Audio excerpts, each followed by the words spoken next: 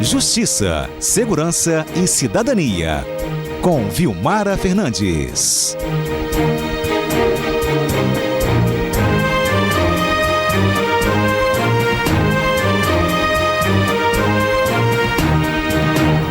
Vilmara está aqui no estúdio conosco, vocês assistem a Vilmara também pela nossa transmissão de vídeo no YouTube de A Gazeta ES. Ela esteve ontem na coletiva de imprensa da nova presidente do Tribunal de Justiça, desembargadora Janete. Posse hoje, amanhã, quinta-feira. Quinta-feira, posse de Janete. E tem um desafio pela frente, que é o último relatório, né, do Conselho Nacional de Justiça, que fala sobre produtividade do judiciário no Brasil, e é claro que tem a radiografia do Espírito Santo.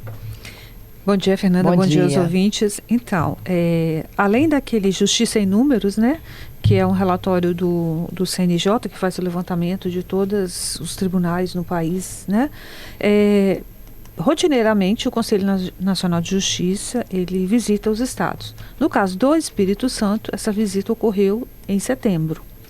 E aí ele fez uma inspeção em todas as unidades aqui do Espírito Santo, né, nas unidades aqui do Espírito Santo.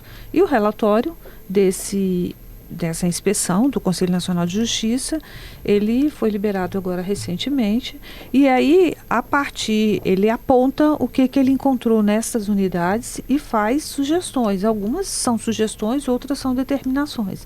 Ele vai identificando os problemas que ele encontra nessas unidades. E a gente chamou isso de desafios para a nova presidente, considerando que ele está apontando a situação em que se encontram essas unidades, que ela vai fazer a gestão, né? Que a gestão vai estar nas mãos dela a partir após a posse, né? Que ocorre amanhã, como você já citou ali.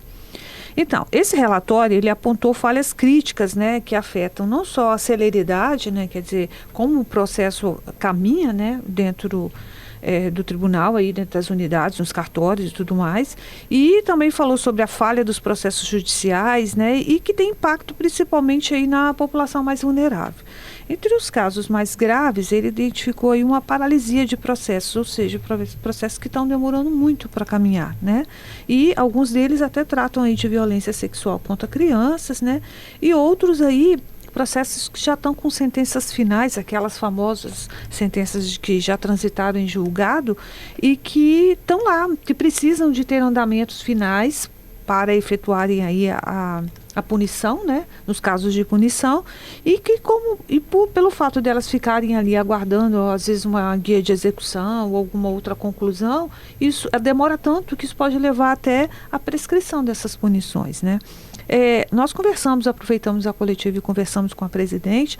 Ela considerou que o relatório apontou assim, um cenário complicado, que em algumas comarcas será necessário de fato uma intervenção, e ela até citou que alguns municípios vai precisar de um olhar diferenciado, né? Porque um dos pontos que foi abordado aí pelo relatório é que em algumas unidades elas atendem municípios extremamente populosos, e isso impacta, né? Onde você tem mais população, você tem mais conflito, mais processos, né? Que é a Serra, por exemplo, né? Que é o caso da Serra. Isso. Então, assim, são municípios que você vai precisar ter um olhar diferente, até de repente ampliar o número de varas para atendimento às diversas situações, para tentar resolver esse problema. Ela, na coletiva, ela já tinha sinalizado que, como você mesmo divulgou ontem aqui, né, para todos os ouvintes, que ela vai melhorar a produtividade da Corte Estadual. Ela, inclusive, falou assim, eu prometo e podem me cobrar, né, durante a coletiva, que até o final do próximo ano ela terá índices melhores aí, tanto no primeiro quanto no segundo grau. Agora, quais foram os pontos mais críticos assim que a gente encontrou lá nesse relatório, que o relatório identificou? A paralisia dos processos nessa vara da criança e do adolescente, né? Tem longos períodos de paralisação, tem processos com mais de 500 dias aí, e é uma situação que eles falam que compromete a integridade até da prova, né? E favorece inclusive a impunidade, né? Um processo que fica tanto tempo paralisado. Houve casos também de morosidade em perícias, em casos de perícia judicial. E aí o curioso são processos que tramitam em algumas várias até da Fazenda e da Fazenda Pública e que depende de uma perícia. A demora ocorre principalmente naqueles processos em que tem assistência judiciária gratuita, ou seja, uma pessoa que não tem condições, né, de pagar por nada. Nesses casos, a recusa dos peritos é muito grande para fazer a perícia para esse processo, e eles ficam praticamente parados. Aí é a população, geralmente vulnerável, a população mais vulnerável, que mais demanda precisa desse atendimento e acaba ficando comprometido, né, porque você não tem quem faça a perícia. O risco que eu te falei de prescrições, né, foram identificados vários processos criminais com condenações já transitadas em julgadas aí, que é a chamada decisão final, mas que permaneciam paralisados por meses sem as providências necessárias, como uma expedição de guia ou mesmo de um mandado de prisão, e essa demora, como, né, já relatei, pode resultar em prescrição.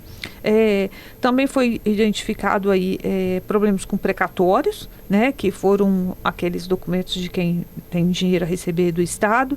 Eles identificaram problemas aí no cálculo desses precatórios aí junto ao Tribunal de Justiça, e aí eles até sugeriram que isso precisa ser revisto. Então, quer dizer, é uma coisa que afeta também a população, quem está aguardando para receber esse dinheiro e está tendo um problema aí nos cálculos aí.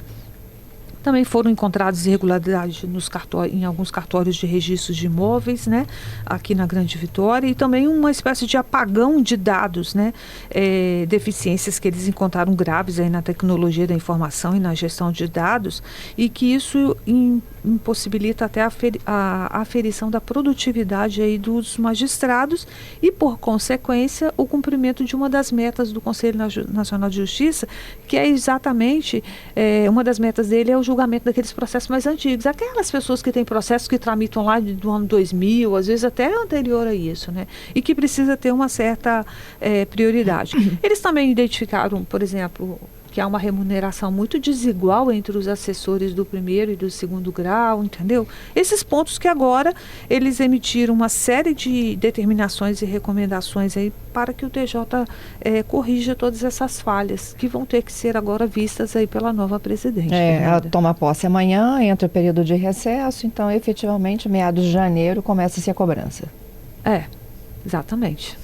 E tem que ser feito porque é uma determinação do Conselho. Alguns aqui têm a determinação do Conselho Nacional de Justiça, então precisa ser mudado. Obrigada, Vilmara, pela sua participação. Até quarta.